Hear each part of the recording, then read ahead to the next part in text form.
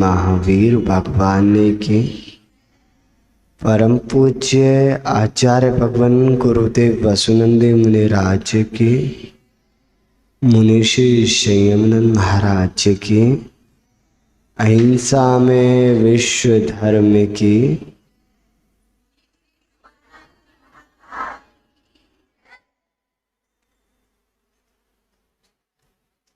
जिनेन्द्र देव के पवित्रतम पादमूल में विराजमान।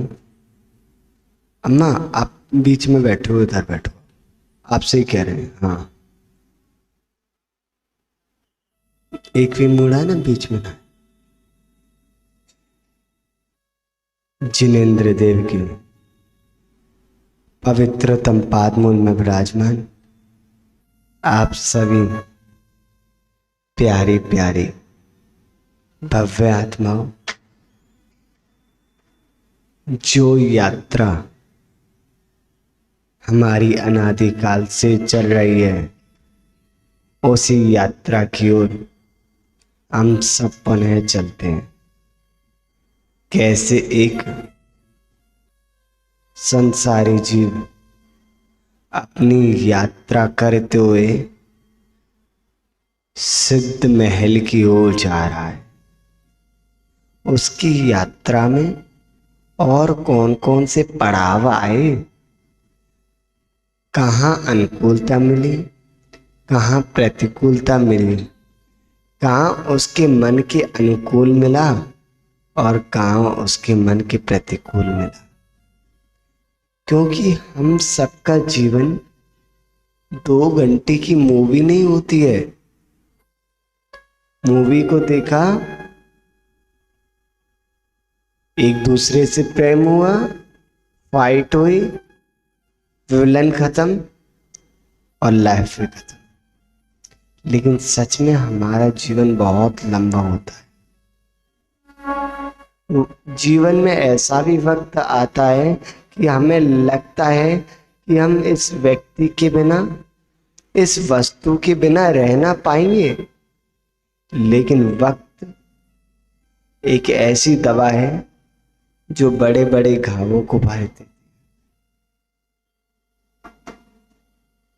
महान बाप जिनके बिना एक पल भी ना निकलता था, वही व्यक्ति अक्सर हमको अकेला रहना सिखा देते। आज हम चर्चा कर रहे थे, एक दी बैठी एक आंटी भी थी, वो कुछ पूछ रही थी, आशीर्वाद दिया तो उनको बताया कि जीवन इतना आसान नहीं होता और ऐसे नहीं मिलता सब कुछ। बहुत कुछ खोना पड़ता है और बहुत कुछ जानना भी पड़ता है। जब हम जान जाते हैं ना, जिस व्यक्ति के लिए हम सब कुछ करते हैं, जिसको हम सब कुछ मानते हैं, उसकी नजरों में हम कुछ नहीं होते, तब लगता है कि हाँ, मैं अपना जीवन ऐसे ही व्यर्थ कर रहा था, अब अच्छा हुआ तुमने मुझे ज्ञात करा दिया कि मेरी वैल्यू आपकी नजरों में क्या है। और तब सच में व्यक्ति उस मुकाम पे पहुंच जाता है जहां दुनिया ने भी सोचा ना हो।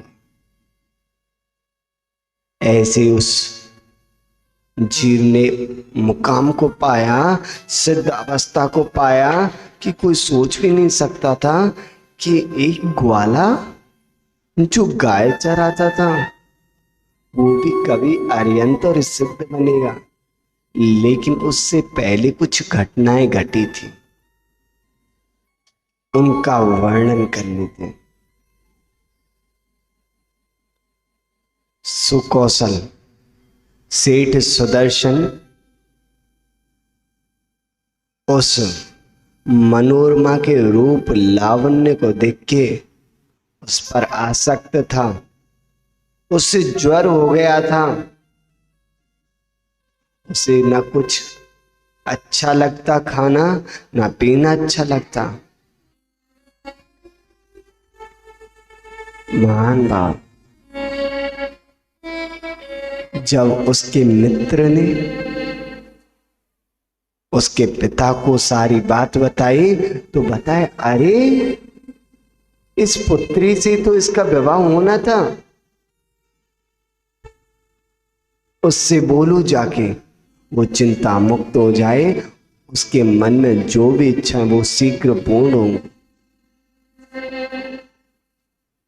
जैसे मित्र ने ये बात सेठ सुदर्शन को सुनाई तो मानो ऐसा लगा उसके प्राण पुनः लौट आए हो। वो खुशी से झूम उठा, और झूमेगा भी क्यों नहीं, उसके मन के जीवन को मिल गया था। आप जिसे चाहो और वो आपको मिल जाए तो कितनी खुशी होती है। लेकिन ध्यान रखना, एक बात कभी मत भूलना, जितनी खुशी आपको मिल रही है उससे कई गुना ज्यादा दुख आपको मिलेगा जिस दिन वह व्यक्ति वो वस्तु आपसे दूर हो गई। आपको पता है जीवन में सबसे बुरी लत क्या है? जीवन में सबसे बड़ी लत क्या है? ड्रिंक,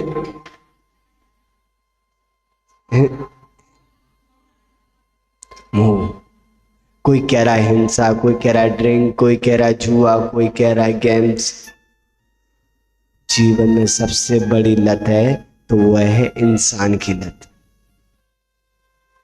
अगर इंसान की लत अगर एक बार किसी को लग गई तो जीवन में कितना भी कुछ हो जाए वो उसे भूल नहीं पाता है। कब तक? जब तक उसे ठोकर ना लगे। और कैसे भी आदतें लग जाएं, चंद सेकंड लगते हैं उन्हें छोड़ने में, लेकिन इंसान की लत अगर लग गई, कोई तुम्हारे दिल में, दिमाग में और रग रग में बस गया, तुम चाहकर भी उसे ना भुला पाओगे। ऐसे ही उस सेठ सुदर्शन के दिल, दिमाग और रग रग में वो मनोरमा बस चुकी थी, अब उसे वह भूल नहीं पा रहा था। ज्योतिषी को बुलाया गया जिसका नाम था श्रीधर। श्रीधर ज्योतिषी को बुलाया, बिठाया, पूछा कि मिलाओ इनकी कुंडली, क्या ये दोनों रह पाएंगे साथ? लेकिन जितने लोगों की कुंडली मिलती है क्या वो सच में साथ रह पाते? हाँ, आप साथ रह पा रहे हो? नहीं रह पा रहे ना, लेकिन कुंडली मिली थी ना। इतनी बन पा रही है, नहीं बन पा रही ना, लेकिन कुंडली में तो मिल रहे थे। हमारे जीवन में पुण्य पाप भी होता है। सिर्फ कुंडली मिलने से जीवन नहीं चलता, अपने जीवन में इतने पुण्य का उदय भी होना चाहिए। एक हास्य की बात, एक ज्योतिषी था, उसके पास लाइन लगी रहती, जिसकी कुंडली कोई नहीं मिला पाता था उसकी कुंडली वो मिला देता। एक दिन उसका मित्र आया और कहा, मित्र एक बात बताओ, बड़ा आश्चर्य होता है जिसकी कुंडली कोई नहीं मिला पाता उसकी कुंडली तुम कैसे मिला देते हो? बोले, मित्र आपसे क्या छुपाऊं, सच बात तो यह है उनकी कुंडली मिलती नहीं है, लेकिन मैं मिला देता हूं। उन्हें क्या पता चल रहा है? और जितने लोगों की कुंडली मिलके शादी होती है क्या वो जीवन भर साथ रहते हैं? आज 32 के 32 मिल रहे हैं और पता चला कल तलाक हो गया। हाँ, जीवन में स्वयं का पुण्य और पाप। जब अंजना की कुंडली मिलाई थी तो बहुत अच्छी मिली, पवनन जैसे, लेकिन हुआ क्या, 22 साल तक दोनों को अलग रहना पड़ा। महान बाप। इधर श्रीधर ज्योतिषी ने कुंडली मिलाई तो दोनों के गुण मिल गए। सीमा, जीवन में ध्यान रखना, जो अपनी पुत्री का विवाह करो तो कुछ देखना नहीं देखना, उस लड़के का चरित्र जरूर देखना और उसके मित्र कैसे ये देख लेना। माँ बाप को मत देखना, उसकी प्रॉपर्टी कितनी है वो भी मत देखना, उसके भाई चाचा ताऊ फलान कौन क्या कर रहा है वो भी मत देखना। बस इतना देख लेना उस लड़की के मित्र कैसे, जैसे उसके मित्र होंगे उसका व्यवहार भी ऐसा ही होगा। महान बाप। और खुशखबरी मिल गई कि दोनों की कुंडली मिल गई और दोनों का विवाह वैशाख शुक्ल पंचमी के दिन हो गया। दोनों बड़े प्रसन्न थे और धर्म ध्यान करते रहे। गृहस्थ में रहते हुए भी धर्म ध्यान किया। वैसे तो गृहस्थ में किया हुआ धर्म ध्यान गज स्नान के जैसा होता है। जैसे गज होता है, हाथी गर्मियों के दिनों में नदी पे जाता है, नदी में डुबकी लगाई, शीतलता मिली और नदी से बाहर आया, मिट्टी ली सूंड से और अपने बदन पे डाल ली। ऐसे गृहस्थ होता है, मंदिर आया, उदक चंदन तंदुल किया, अर्घ्य चढ़ाया, अभिषेक किया और घर पे जाके लड़ाई दंगे करने लग गया।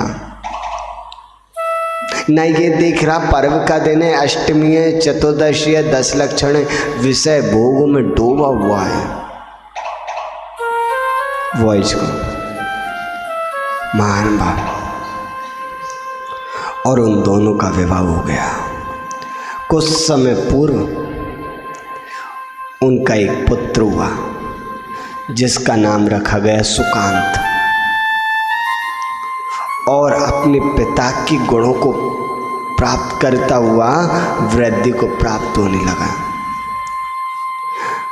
उसकी अच्छी शिक्षा दी गई, लेकिन अचानक उसी समय नगर में एक आवाज आई, सुनो सुनो सुनो, आज हमारे नगर में चंपापुर नगर के उद्यान के बाहर समाधि गुप्त मुनिराज सैसंग पधारे हैं। यह उसने पैगाम राजा के पास दिया तो राजा ने बड़े प्रसन्न हृदय से सर्वप्रथम अपने सिंहासन से खड़े होकर 7 कदम आगे जाकर अष्टांग नमस्कार किया। नमोस्तु मुनिवर, नमोस्तु मुनिवर। ये होती है भक्ति और ये होती है विनय। राजा इतना बड़ा और वो अपने सिंहासन से उठकर 7 कदम आगे चलकर अष्टांग नमस्कार कर रहा है। वो ये नहीं देख रहा मेरे मंत्री बैठे हैं, मेरे नौकर खड़े हैं, कौन क्या कर रहा है, कुछ नहीं। और कुछ लोग होते हैं मुनि महाराज उनके सामने से निकल जाते हैं, वो अपनी गद्दी से नहीं उठते, हाथों में हाथ दे के बैठे रहते हैं। तो उनको बता दें और आप लोग उनको बता देना, वो घोर पाप का बंद कर रहे हैं। जिसके सामने से दिगंबर संत निकल रहे हैं और तुम उठ भी नहीं पा रहे, हाथ तुम्हारे नहीं जोड़ रहे, तो समझ लो अभी तुम्हारा दीर्घ संसार है। तुम्हें संसार की कोई योनियों में भटकना है, दर दर पे भटकना है। महान बाप। जैसे ही राजा को ये शुभ समाचार मिला, राजा ने भी भेरी बजवा दी, मंगल भेरी बजी कि कल प्रातःकाल सभी नगरवासी मुनिराज के दर्शन करने चलेंगे। राजा होता है उसे ऐसा ही होना चाहिए। जब भी कोई धर्म का कार्य हो तो वो अकेला नहीं चाहता, पूरी प्रजा को साथ ले जाता है। ऐसे ही हम यहाँ पे आए हैं तो हम सोच रहे हैं हम तो पुण्य कमा ही रहे हैं, आपसे भी पुण्य कमाएं, आपका कुछ तो मुझे मिलेगा। महान बाप। सभी मुनिराज के दर्शन के लिए उद्यान में पहुंचे, जहाँ पर देखा एक शांत प्रतिमा रूप वह मुनिराज बैठे हुए, ध्यान में संलग्न मुख मुद्रा पे क्या सरलता, समता, सहजता दिख रही है। ऐसा लगता है मानो साक्षात सिद्ध प्रभु विराजमान हो। उनके अंतरंग से ही उनकी मुद्रा को देखकर सबसे बड़ा हमें उपदेश प्राप्त हो रहा है। किसी ने कहा था कि दूसरे महाराज जी प्रवचन नहीं देते क्या? हमने कहा हम तो सिर्फ मुख से प्रवचन देते हैं, वो अपनी चर्या से प्रवचन देते हैं। एक उपवास, एक आहार, मौन रहना अधिकतम। और आप सबने देखा होगा हर समय उनके हाथ में माला होती, वो एक समय एक मिनट भी व्यर्थ नहीं करते। रात्रि में 1 बजे जग जाते हैं वो। 1 बजे से लेके रात के 10 बजे तक कंटिन्यू जाप लगाते हैं, साधना करते हैं, चिंतन करते हैं। साक्षात अपनी चर्या से धर्म का उपदेश दे रहे हैं। ऐसी जैसे उन मुनिराज के दर्शन किए, अंतरंग में एक शांति का अनुभव हुआ। जब आप गुरुजी के पास जाते हो और जब गुरुजी दिख जाते तो कितना आनंद आता है, हैं? और गुरुजी अगर आपको हाथ उठा के ऐसे बोल दें, नीना आशीर्वाद, कितना आनंद आता है। और मुनिराज का ध्यान पूर्ण हुआ, अपने नेत्र खोले और अपने हाथ उठाते हुए कहा, राजन धर्म वृद्धि। जैसा पात्र होता है उसको उसी प्रकार का आशीर्वाद दिया जाता है। हर किसी को धर्म वृद्धि नहीं कहते हम भी। जो मिथ्यात्व को मानने वाला है, भैया कल्याण हो, यानी कि तू गलत रास्ते को छोड़कर सही रास्ते पे चले।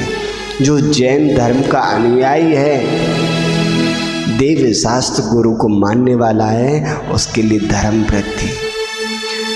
जो प्रतिमाधारी है उसके लिए समाधि वृद्धि शुभाशीष। हमारे पूज्य गुरुदेव हमारे लिए आशीष देते हैं, बेटा समाधि वृद्धि। और हम जब भैया जी थे तब गुरुजी से हम कोई डायरी वगैरह लेते तो गुरुजी उस समय लिखते थे, स्वाध्याय करते रहो या धर्म ध्यान में संलग्न रहो। हम कहते गुरुजी और महाराज जी के लिए तो आप कहते हो समाधि वृद्धि शुभाशीष, हमारे लिए नहीं लिखते आप। तो गुरुजी मुस्कुराते और बोलते, हाँ बेटा, वो जल्दी समय आएगा तुम्हारे लिए भी हम वो आशीर्वाद देंगे। और जिस दिन पहली बार हमारे डायरी पे गुरुजी ने लिखा कि समाधि वृद्धि शुभाशीष, तो मैं इतनी प्रसन्नता हुई। हम प्रत्येक महाराज के पास गए, महाराज जी देखो गुरुजी ने हमें समाधि का आशीर्वाद दे दिया। सब महाराज जी संध्या काल में जो आचार्य वंदना होते सब बैठे थे, तो सब बोले गुरुजी से, गुरुजी आज महाराज जी आए और बहुत प्रसन्न हो रहे थे। और हम सबको 2-2 मिनट बैठे और बोले, देखो महाराज जी, गुरुजी ने मुझे समाधि वृद्धि का आशीर्वाद दिया है। अब मेरी पक्का विश्वास है उत्तम समाधि होगी, क्योंकि मेरे गुरु ने मुझे आशीर्वाद दिया है। महान भाव और मुनिराज के उपदेश हुए, सभी को धर्म का उपदेश दिया कि पुण्य से ही हमें इष्ट की प्राप्ति होती है, पाप से अनिष्ट की। ये संसार असार है, यहाँ कोई अपना नहीं है, कोई अपना नहीं, यहाँ तक कि शरीर भी अपना नहीं। तुम इन पर पदार्थों को अपना मान करके क्यों अपना जीवन व्यर्थ में कमा रहे हो? हे भव्य पुरुष, हे भव्यवर पुंडरीक, हे राजन, अब अपनी चेतना को ज्ञात करो, अपने अस्तित्व को जानो। यह पंच परिवर्तन ये जीव निरंतर करता हुआ आया है। चार गतियों में यह जीव निरंतर भटकता रहा। अब तो अपनी आत्मा को इस काल चक्र से मुक्त करो। और वह धर्म उपदेश इतना प्रभावक था कि उसी समय सेठ सुदर्शन के पिता सेठ वृषभदास उनके भाव हो गए दीक्षा लेने के। और उसी समय मुनिवर को प्रार्थना की, भगवान मुझे दीक्षा ले लिया, लेकिन बड़ी समस्या है। कोई भी दीक्षा लेने के लिए आगे बढ़ता है तो उसे रोका जाता है। क्या अब सेठ सुदर्शन अपने पिता को दीक्षा लेने देगा?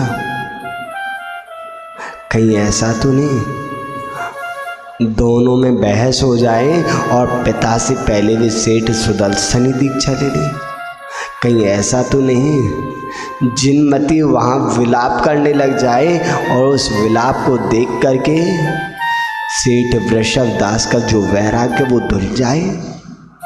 कहीं ऐसा तो नहीं जिनमती भी उन्हीं के साथ दीक्षा ले ली? और कहीं ऐसा तो नहीं राजा उन सबको आज्ञा दे दे कि सेठ जी आप अभी दीक्षा नहीं ले सकते? बड़ा ही सोचने का विषय है, लेकिन पता नहीं क्या होगा। आपको क्या लगता है दीक्षा ले पाएंगे? कहीं उनका वैराग्य कच्चा तो नहीं? कहीं नाती को देख के वो पिघल तो ना जाएंगे? पता नहीं। आप सब भावना भाओ कि भगवान वो सेठ जी दीक्षा ले लें। इतना ही नहीं, उस सेठानी भी दीक्षा ले ले और वो सेठ सुदर्शन भी दीक्षा ले ले। और इतनी क्यों, उस सभा में जितने जीव बैठे हैं सभी दीक्षा ले लें। और इतना ही क्यों, वो क्या आज हम भी दीक्षा ले लें। भावना तो भाई लिया करो दिन में एक बार कि भगवान जब ये शरीर छूटे तो उस समय तीर्थंकर भगवान का चिन्ह पीछे हमारे हाथों में हो, हमारे कंठ में अरिहंतों का नाम हो, हृदय में सिद्धों का ध्यान हो, मस्तक पर आचार्यों का हाथ हो। साधु परमिष्टि उपाध्याय परमिष्टि हमें धर्म ध्यान करा रहे हो और सिद्ध क्षेत्रों आगम ग्रंथों की वाचना चल रही हो और हमारे संता में परिणाम। उस समय हम इस शरीर का परित्याग करें तो महान भाव कल देखने का प्रयास करेंगे कि उन सेठ जी की दीक्षा होती या नहीं। आज बस इतना ही। जय बोले महावीर भगवान की। परम पूज्य आचार्य भवन गुरुदेव वसुनंद मुनि राज की। जा वाणी के ज्ञान से सो जलो का लो, सो वाणी मस्तक धनु सदा। हे जिन वाणी भारती तो जपुत्र ने, जो तेरी शरण आ गए सो पा। द्वासंग जिन वाणी माता की जय। अब प्रश्न